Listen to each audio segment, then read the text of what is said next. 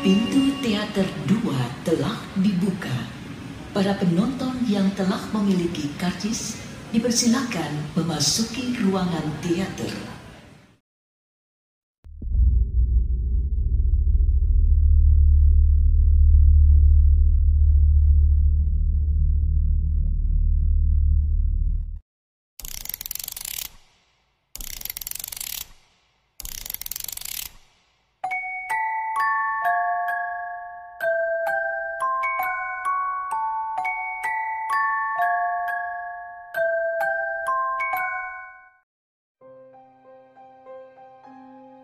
Assalamualaikum warahmatullahi wabarakatuh. Jumpa lagi dengan saya Aldi di segmen terbaru Bioskop Horor Mereka Ada. Dimanapun kalian berada, semoga dalam kondisi sehat dan selalu diberikan kemudahan dalam menjalankan segala aktivitas. Pada episode perdana segmen ini, saya akan membacakan kisah dari Mbak Asmi yang merupakan korban dari orang yang bersekutu kepada setan di kampungnya. Sebelum mulai bercerita, ada baiknya teman-teman menekan tombol subscribe dan menyalakan lonceng notifikasinya agar selalu update cerita terbaru pada channel ini. Oke, tanpa banyak basa-basi lagi, mari kita mulai ceritanya.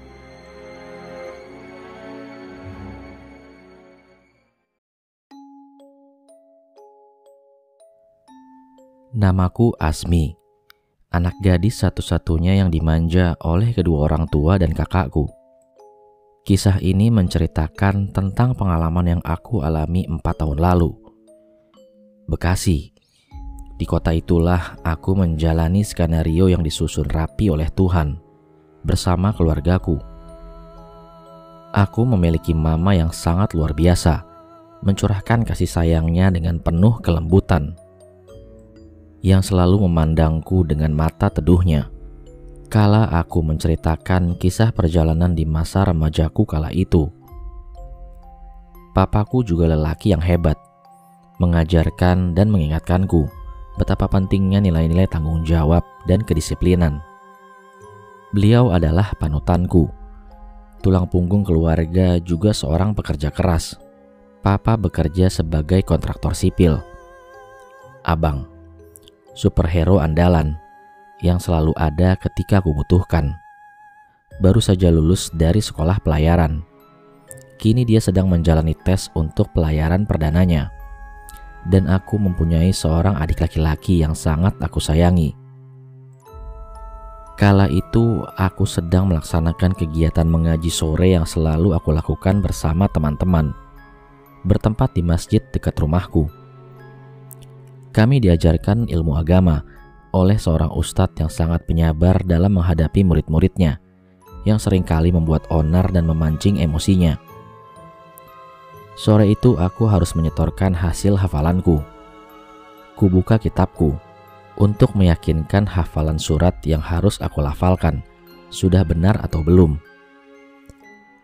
"Kamu udah hafal belum, Mil?" tanya temanku saat melihat aku masih menghafalnya.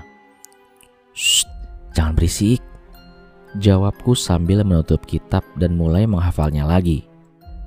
"Mila, giliranmu," panggil Pak Ustadz. Sedari kecil aku memang sering dipanggil Mila, dan nama itu melekat hingga sekarang.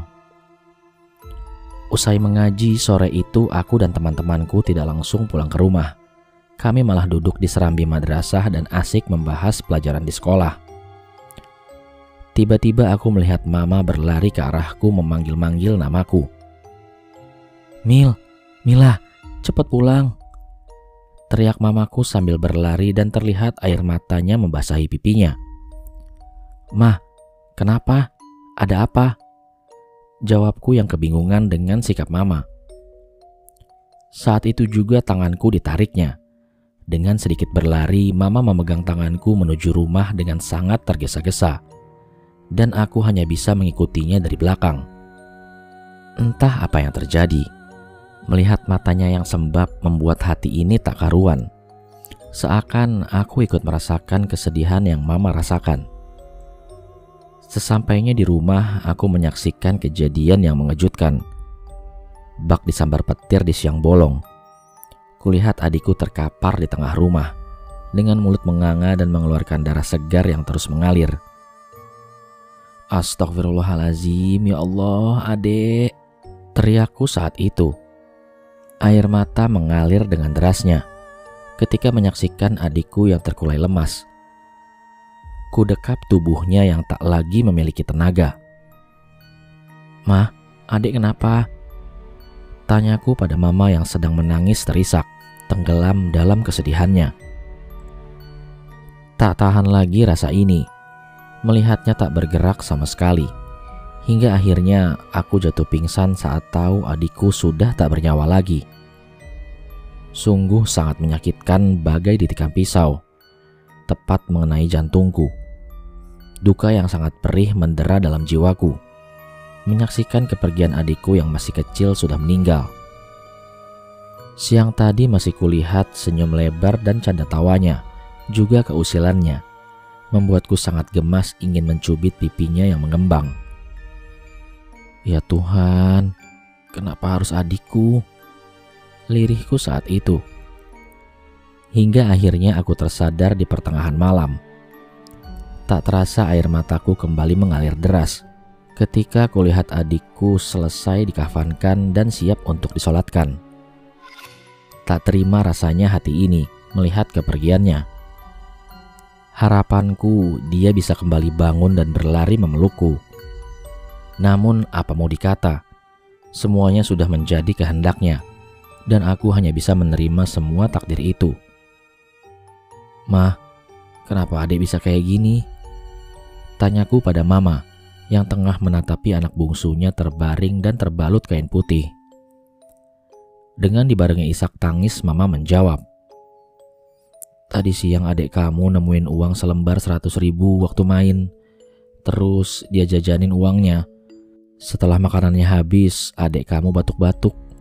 Sebelum melanjutkan, mama menarik nafas panjang. "Pas kakak berangkat ngaji tadi, adik batuk-batuk. 1 jam kemudian batuknya gak juga reda. Sampai akhirnya adik kamu kesurupan. Teriak-teriak, nyebut kuda keranda berkali-kali. Dia sangat ketakutan seakan dipaksa untuk ikut. Sampai akhirnya..." Lanjutnya terpotong.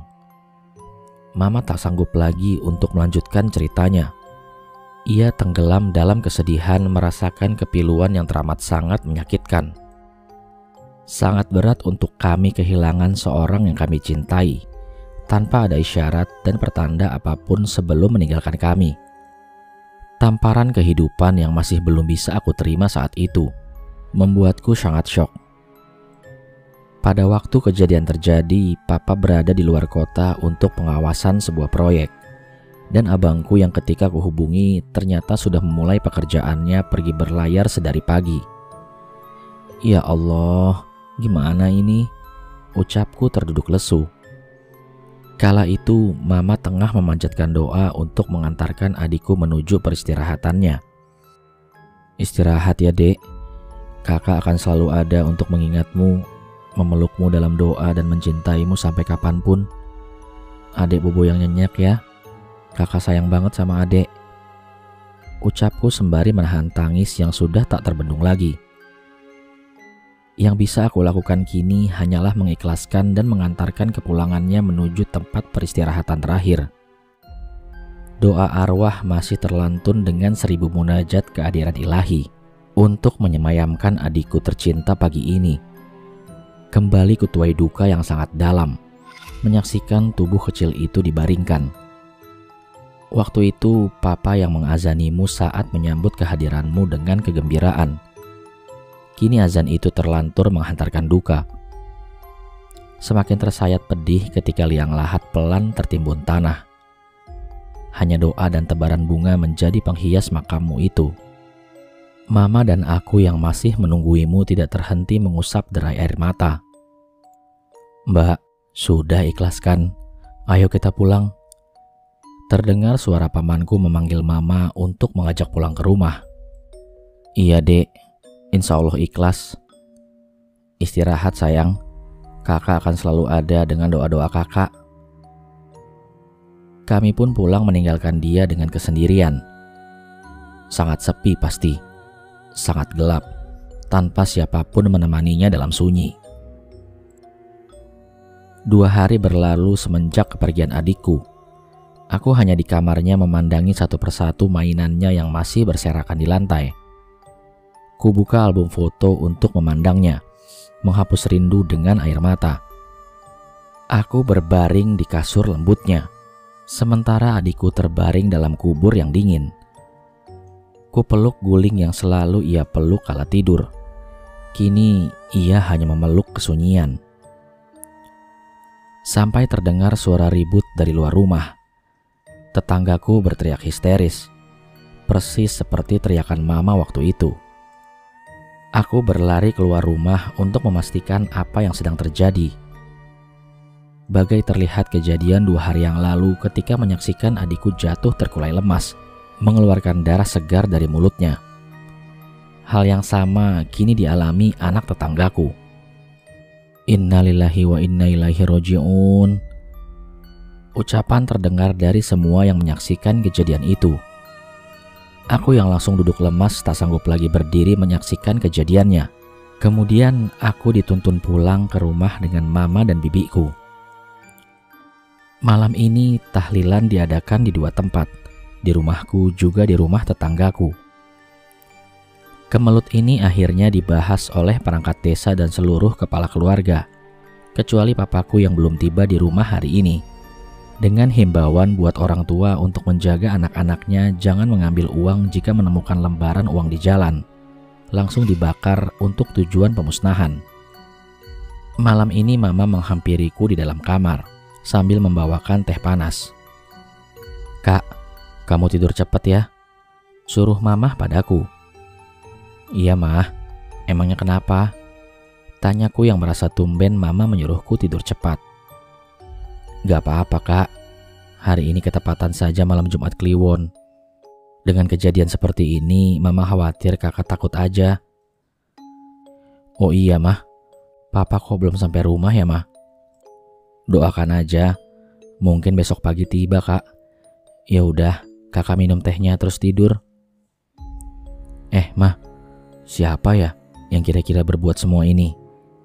tanyaku ke mama yang hendak keluar kamar. "Udah, kakak berdoa aja, biar Allah dan warga yang urusinnya. Udah, cepetan tidur." "Iya mah." Namun sampai larut malam mata ini belum juga bisa diajak tidur. Pikiran masih penuh dengan semua kejadian mengerikan itu. Kulihat jam dinding yang menggantung itu menunjukkan pukul 1 dini hari. Lalu telinga mendengarkan suara kaki kuda dengan gemerincing lonceng. Sontak hati berdebar takut. Kemudian aku mengintip dari jendela kamarku, melihat 7 kuda dengan 4 orang berhenti dan melakukan sesuatu di depan rumahku.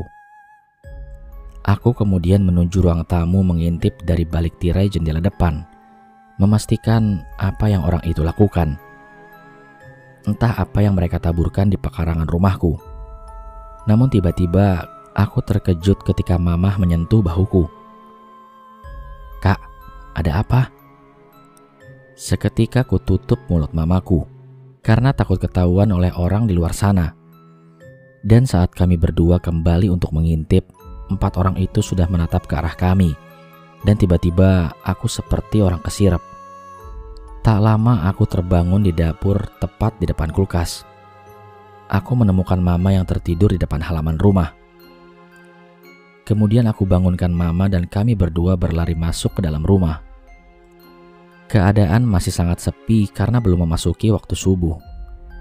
Aku hanya berpelukan dengan mama di kamar sambil membaca doa.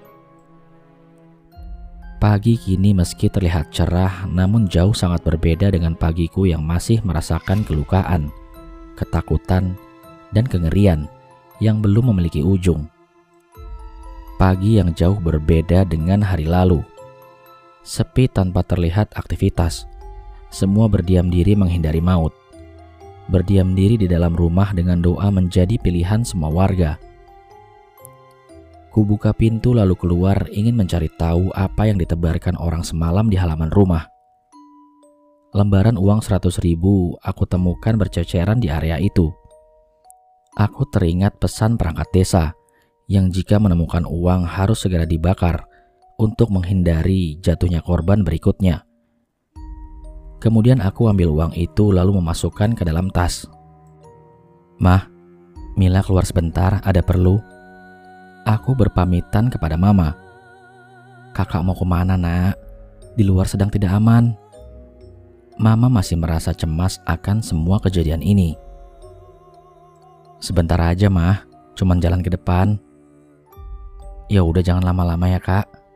"Iya, Mah." Sengaja tidak memberitahu Mama karena pasti akan semakin menambah beban pikiran beliau. Kubawa lembaran uang itu ke tempat Pak Ustadz guru ngajiku. Dengan mengucap bismillah, aku berjalan menyusuri jalan yang sepi ini. Seperti perkampungan mati, tanpa penduduk yang terlihat. Setiba di lapangan depan masjid, kembali teringat adikku yang sering menghabiskan hari-harinya dengan teman-temannya di situ, dengan berbagai canda tawa kala bermain. "Dek, kakak kangen." Baru terucap dalam batinku, tiba-tiba sebuah tangan mungil menggandengku. Saat kulihat ke samping, kini adikku sudah menatapku dengan senyum manis. Kedua lesung pipit menghiasi pipi cabinya itu. "Adek." Dia hanya tersenyum lalu menunjukkan ke arah jalan. Mungkin maksudnya untuk melanjutkan perjalanan menuju rumah Pak Ustadz. Dia hanya ingin menemaniku dan menjagaku. Lalu kulanjutkan langkah dengan bergandengan dengan adik tercinta. "Assalamualaikum." "Assalamualaikum, Pak Ustadz." "Waalaikumsalam." Lalu pintu rumah Pak Ustadz terbuka. Dengan agak sedikit heran, beliau hanya tersenyum dan mempersilakanku masuk ke dalam rumahnya. "Neng Mila, gimana kabarnya? Mama kamu sehat kan?" tanya Pak Ustadz. "Alhamdulillah Pak Ustadz, Mama juga sehat." "Alhamdulillah kalau begitu. Semoga semua diberi kesehatan dan keselamatan." "Amin." "Pak, Mila kesini mau menanyakan ini, Pak." Kusodorkan tas yang berisi lembaran uang itu. Terdengar Pak Ustadz kemudian beristighfar.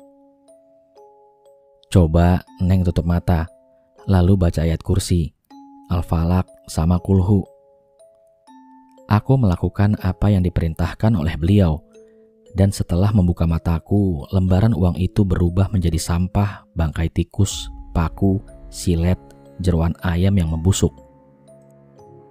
Betapa terkejutnya aku ketika melihat semua itu. Aku langsung berlari keluar rumah, muntah karena mual yang tak tertahan lagi. Itulah yang mereka makan ketika menemukan uang itu bila dipergunakan. Itu uang mencari tumbal, kata beliau menjelaskan kepadaku. "Kenapa uang ini masih ditebar di halaman rumah saya, Pak?" "Neng harus hati-hati. Masih ada yang diincar dalam keluarga Neng Mila." "Astagfirullah, kenapa ada orang kayak gini, Pak?" "Neng Mila bawa garam sama tasbih ini. Putuskan tasbih ini lalu sebarkan ke sekeliling rumah juga bersama garamnya." "Terima kasih Pak Ustadz. Kalau gitu Mila pamit pulang." "Ya sudah, biar Bapak yang bakar tas ini. Hati-hati di jalan, Neng. Selalu berdoa meminta perlindungan kepada Allah Subhanahu wa Ta'ala." "Iya Pak Ustadz. Sekali lagi Mila ucapkan terima kasih. Assalamualaikum Pak." "Waalaikumsalam." Setelah menyalami beliau, aku berjalan pulang sendiri tanpa digandeng oleh adikku lagi. Ku cari-cari dia sesampai di area lapangan depan masjid, namun tak juga ku jumpai. "Kakak pulang ya, Dek." Aku hanya berpamitan dengan adikku yang tak terlihat lagi. Dari kejauhan, kulihat warga yang ramai di rumahku. Ada apa lagi ini? Aku berlari untuk segera memastikannya. Pikiranku tertuju dengan Mama yang sendirian di rumah ketika sampai. Ada apa ini? Ada apa? Sambil ku terobos masuk orang-orang yang berjubel di depan pintu rumahku. Mama sudah jatuh pingsan yang terduduk di kursi. Nafasnya terlihat ngos-ngosan seperti habis berlari. Wajahnya pucat, dengan peluh yang membasahi wajahnya. "Astagfirullah, Mama kenapa?" "Mamamu tadi kesurupan, Mila. jawab pamanku. "Ah, kesurupan." "Iya, kesurupan, seperti kuda." Alhamdulillah sedikit reda rasa khawatirku, karena di kondisi kalut seperti ini papaku sudah tiba di rumah. Papa kemudian langsung memeluk mama sambil menangis dan menggendongnya masuk ke dalam kamar. Setelah papa keluar lalu berterima kasih dengan semua warga, kemudian mengobrol dengan paman sambil menanyakan semua kejadian ini. "Kak, jagain mama ya, papa ziarah dulu ke tempat adek." "Iya, Pak." Sepulang papa dari makam, kulihat beliau hanya terdiam, menahan rasa sedih seakan belum bisa menerima cobaan yang datang dalam keluargaku. Kelukaan yang teramat dalam seperti luka hati yang sama aku rasakan. Di malam hari masih sama seperti malam kemarin. Mata sangat susah untuk dipejamkan. Sampai waktu menunjukkan pukul 1 dini hari. Kemudian terdengar bunyi lonceng lagi. Ketika ku intip, kini bukan kuda, namun orang yang mengenakan jubah hitam berjalan membunyikan lonceng kecil. Tiba-tiba terdengar teriakan mama dari dalam kamarnya. Mama kesurupan lagi, dan papa memegangi amukan mama yang sangat mengerikan itu, sampai dipeluk tubuhnya itu. Aku yang membantu memeluk mama ikut kewalahan rasanya. Papa lalu membacakan ayat kursi yang diikuti oleh aku, sampai mama terjatuh pingsan. Namun bunyi lonceng itu tidak hilang. Terus berbunyi sampai kami berdua keluar rumah namun tidak menemukan sosok berjubah hitam itu. Hanya bunyi lonceng yang terus terdengar. "Iblis laknat, kamu yang membunuh anakku. Keluar, keluar kau setan." Papa yang mengamuk meneriakkan amarahnya. Aku hanya bisa memeluknya dengan tangisku. Hingga para warga pun datang menanyakan papa yang sangat marah itu. 2 hari tanpa gangguan aku jalani, namun masih belum bisa tertidur mata ini. "Mila!" terdengar suara teriakan mama. Segera aku berlari ke kamarnya. Kembali kusaksikan kengerian itu. Papa yang meninggal dengan keadaan mulut mengeluarkan darah yang sangat banyak. Seketika aku langsung pingsan menyaksikan itu semua. Laki-laki yang menjadi cinta pertamaku kini telah tiada. Sungguh sangat perih hati ini. Seakan dunia kiamat dengan takdir yang sangat berat menimpaku. Aku tersadar saat ayah sudah dimandikan oleh pengurus jenazah. Kedukaan kedua yang membuat luruh semua harapan. Seakan ingin rasanya aku ikut mati saja, tak sanggup melewati semua ini. Kemudian aku ingat mamaku. Terlihat masih dalam keadaan yang sangat meratap menangis dengan sejadi-jadinya. Aku hanya lari membawa amarah juga kesedihan ke rumah Pak Ustadz. Menangis dengan istri beliau, karena tak tahu harus kemana menyandarkan diri ini. Kulihat ambulans sudah membawa mama ke rumah sakit, ditemani oleh bibi.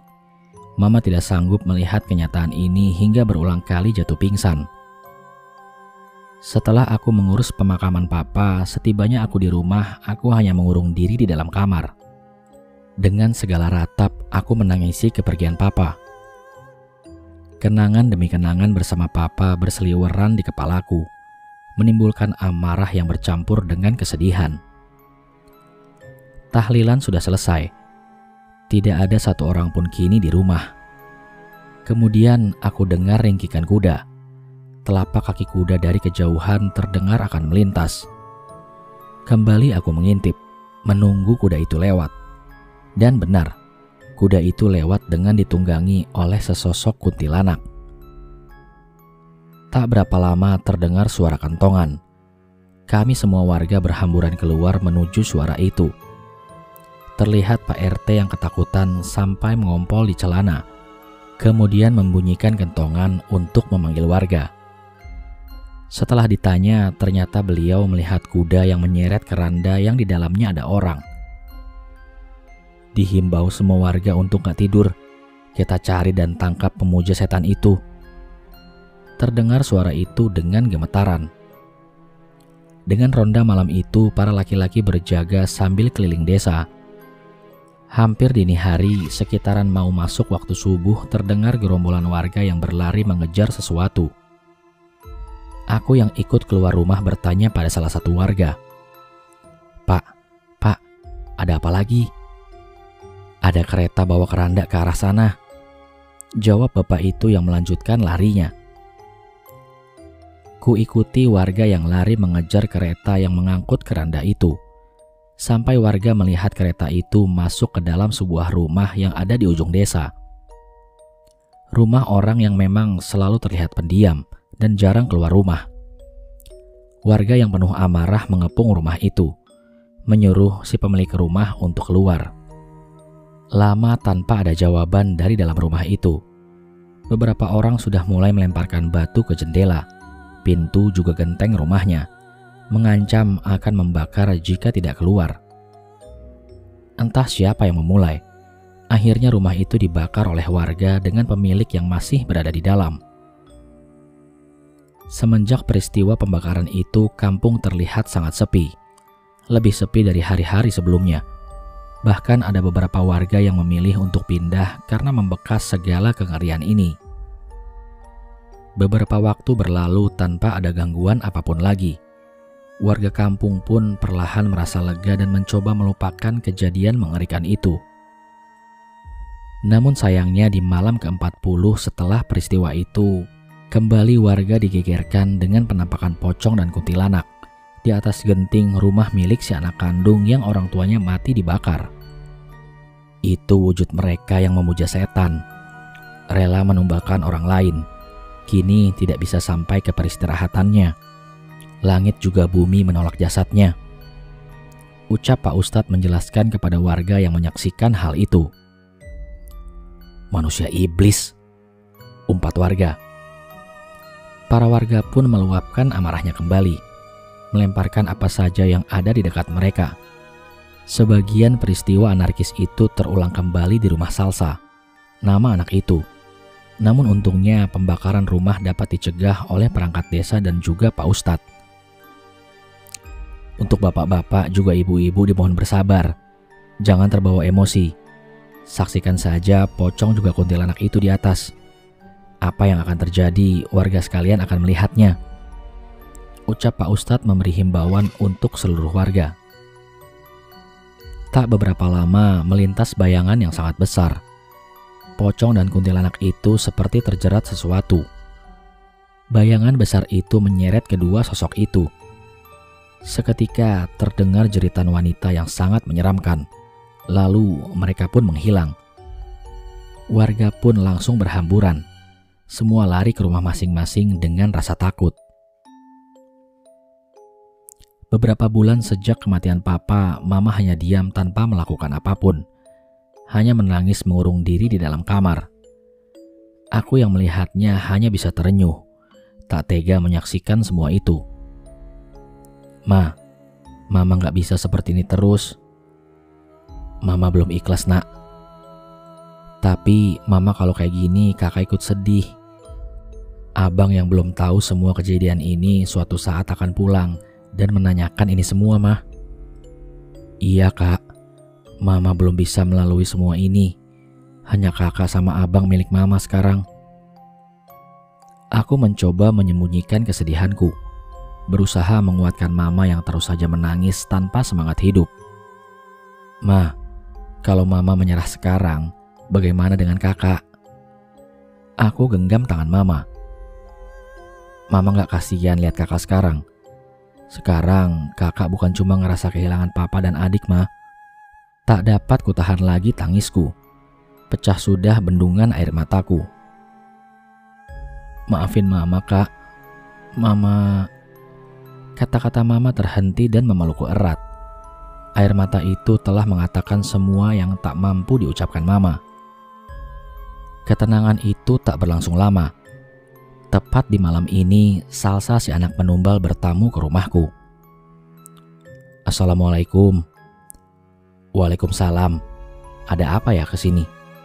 Sungguh sangat belum bisa aku memaafkan kelakuan biadab keluarganya. Pembunuh. Maaf, Mbak. Saya kesini hanya ingin meminta maaf atas semua yang dilakukan oleh orang tua saya. Ucapnya menjelaskan. Tiba-tiba mama yang mendengar obrolan kami pun keluar kamar. Maafmu tidak bisa mengembalikan anakku juga suamiku. Meski dendam itu tidak diajarkan di agamaku, tapi aku tidak akan pernah bisa memaafkan. Ucap mama yang sangat terlihat menahan amarahnya. Sebaiknya kamu pulang. Jangan pernah injakan kaki lagi ke rumah kami. Sambungku ke wanita itu. Dengan berlalunya Salsa, kulihat satu amplop berwarna coklat ditinggalkan di atas meja. Segepok uang yang sangat banyak ditinggalkannya. Namun, uang tidak akan pernah sebanding dengan nyawa orang-orang yang aku cintai. Sebanyak apapun tidak akan sanggup membelinya. Kulemparkan kembali gepokan uang itu. Bawa kembali uang harammu, teriakku pada Salsa. Wanita yang mengenakan pakaian serba hitam itu hanya memungut dengan senyum yang sangat sinis kepadaku, lalu berlalu tanpa mengucapkan salam. Aku masuk ke dalam kamar adikku, lalu aku kembali menangis. Luka ini tidak pernah sembuh. Memaafkan pun sangat sungguh tidak mudah. Mungkin tak akan pernah bisa. Ku tatap lekat foto adikku. Ku cium dalam-dalam. Dek, kakak rindu, Dek. Ketika aku mengucap kata rindu, adikku selalu hadir. Dengan tangan kecil itu, dia menghapus air mataku. Senyumnya selalu kembalikan sedikit semangatku. 2 bulan berlalu. Pas hari ini malam Asyura, kembali warga digegerkan dengan kejadian kereta kuda yang menyeret keranda mayat, mengelilingi kampung kami lagi. Lonceng yang terdengar sangat jelas itu membuat kami yang masih berpeluk takut kembali ketakutan. Sebagian warga yang berani mengejarnya sampai ke rumah orang tua Salsa, namun tidak menemukan kemana hilangnya kereta itu. Rumah pemuja setan itu yang hangus terbakar terlihat sangat mengerikan, sangat dipenuhi dengan aura angker. Keesokan harinya terdengar kabar bahwa ada 2 korban anak kecil di desa sebelah, berumur kurang lebih 7 tahun dan 8 tahun, meninggal dengan cara yang sama, tergeletak tak bernyawa dengan darah segar mengucur dari mulutnya. Kak, Mama udah gak kuat lagi. Ku dengar Mama yang semakin ketakutan. Ma, kita harus kuat, Ma. Kita punya Allah, ucapku pada Mama. Tapi ini semua gak akan ada habisnya, Kak. Iya, Ma. Kita doa aja, Ma. Lalu terdengar suara orang mengucap salam, mengabarkan kalau seluruh warga diharap hadir di balai desa untuk membahas kejadian ini. Sesampainya di balai desa, warga sudah banyak berkumpul membicarakan kemelut desa. Pak Lurah memberikan himbauan juga arahan untuk warga. Diskusi dilakukan dalam rapat warga ini, sampai warga mengajak perangkat desa untuk mendatangi rumah Salsa yang tidak hadir dalam undangan rapat. Beramai-ramai seluruh warga menuju rumah itu untuk mencari jawaban kereta kuda keranda yang muncul lagi malam tadi. Sesampainya di sana, kami semua heran dengan keadaan rumah itu. Sesajen berantakan, porak-poranda di mana-mana. Salsa ditemukan pingsan dengan darah keluar dari hidung, seperti habis dipukuli oleh orang-orang, karena semua wajah dan sekujur tubuhnya banyak luka lebam. Bawa dia ke klinik terdekat, suruh Pak Lurah. Di klinik setelah ia tersadar, barulah pertanyaan diajukan oleh perwakilan warga ke Salsa. Tidak akan ada warga yang heran jika hanya mendapati jawaban bahwa dia dengan orang tuanya melakukan pesugihan keranda mayat. Hanya saja sekali lagi warga dibikin ternganga dengan jawaban Salsa. Ia mengatakan bahwa dia sudah terlebih dahulu menumbalkan kedua orang tuanya sebelum mencari tumbal di luar rumah. Akhirnya warga memutuskan untuk membawa Salsa ke pihak yang berwajib, dengan maksud agar Salsa dapat dijatuhi hukuman dan kampung kami dapat kembali tenang seperti dulu. Laporan warga ini tentu saja membuat para penegak hukum memutar kepala, memutuskan pasal berapa yang akan disematkan pada kasus Salsa ini. Namun belum sampai tuntutan itu diputuskan, Salsa lebih dulu meninggal dunia di dalam sel, dengan kondisi yang sama seperti korbannya. Meregang nyawa dengan kondisi mengeluarkan darah segar dari mulutnya. Bentuk penumbalan akan memakan sang penumbal jika persyaratan itu tidak sanggup lagi dipenuhi. Kemelut akan menjadi halimun hitam dalam fana ketika manusia terbuai oleh rayu sang astral. Jangan tenggelam dalam keinginan duniawi. Keabadian dunia itu tidak akan pernah ada. Yang perlu dicari adalah bekal untuk keabadian di akhirat kelak. Demikian kisah keluarga Mila. Mila dan Mama harus pindah untuk memulihkan luka hati, juga agar bisa mengikis trauma ketakutan. Alhamdulillah, kini Mila bisa menjalani kehidupannya yang jauh lebih damai, penuh dengan ketenangan.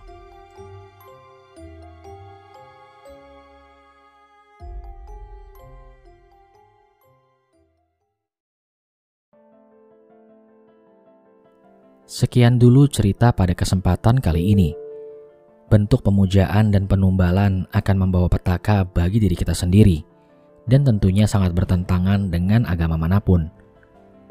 Nafsu duniawi kadang membuat kita lupa sampai-sampai tega mengorbankan nyawa hanya untuk memenuhi keinginan. Semoga kita semua yang mendengarkan dijauhkan dari semua perbuatan yang ada dalam cerita ini. Terima kasih untuk Mbak Azmi dan Mas Ipen Al-Zikra yang telah mengizinkan saya membacakan kisah ini. Sukses selalu untuk Mbak Azmi dan Mas Ipen. Sampai di sini dulu perjumpaan kita kali ini.